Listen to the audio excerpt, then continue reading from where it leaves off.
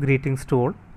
We are presenting our research paper on bibliometric analysis of financial satisfaction in Scopus database. Authors of the paper are Arya Suresh, Assistant Professor of Commerce, Bharat Mata College, Thrikakara; Dr. Vineet K.M., Assistant Professor of Commerce, Government College, Thripunithura.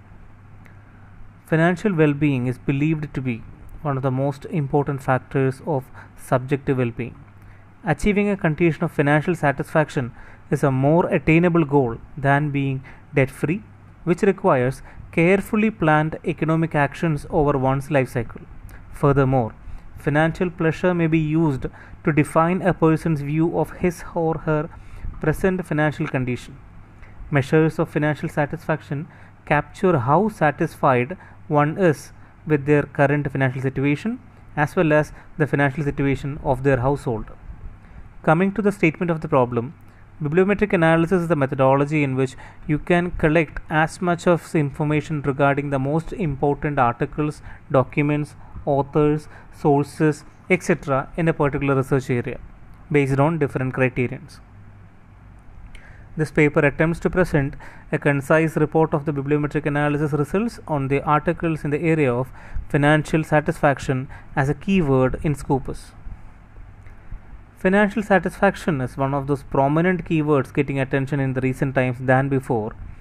14,496 documents could be traced from the Scopus database for the period from 1951 to 2021. The most prominent authors and sources are identified using the built-in tools of Scopus database. Before going to the Scopus data, we have checked with the Google Scholar to find the top 25 articles in that particular area using publish or perish application, which can generate up to 1000 articles in a particular area. And the article by S. Ju and J. Grable is ranked 1 in Google Scholar. Coming to the documents by year in Scopus, you can see that it is showing an increasing trend, and we can be assured that the trend is to increase in 2021 and in future also. Coming to the documents per year by source, we could see that the Journal of Cataract and Refractive Surgery, which is a health journal, and other health journals are also in top contribution to this area, because there is a huge amount of literature, management literature happening in medical journals also. And the International Journal of Bank Marketing, Social Indicators Research, PLOS ONE, Social Science and Medicine, Sustainability Journal of Switzerland, and Harvard Business Review, etc. are the other prominent sources.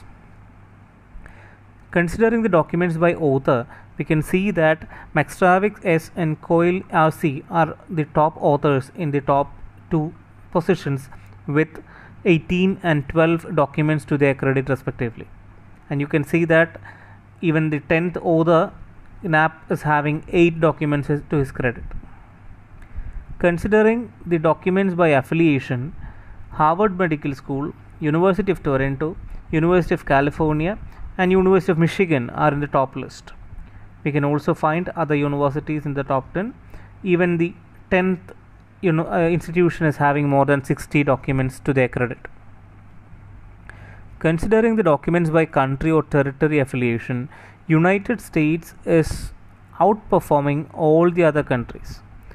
As you can see, even if the other 9 nations brought together, it might not be equal to the number of documents produced by United States. United Kingdom is number 2 in the list, followed by Australia, Canada, China, Germany, and India, Netherlands, Spain, and Taiwan. It is good to see that India is also making a place in this particular list. Documents by type show us that 75% of the documents are research articles, followed by 8.6% each to review papers and conference papers. Considering the interdisciplinary relevance, and I said in earlier beginning, the medicine journals dominate in this particular area, followed by business management, social sciences, and engineering journals. Consumers who are experiencing financial stress might nevertheless anticipate being in a better financial position in the future, thanks to the advancements in the conceptualizations of financial well-being that take into account future perspectives. More research is expected to happen in this domain. Thank you very much for your patient listening.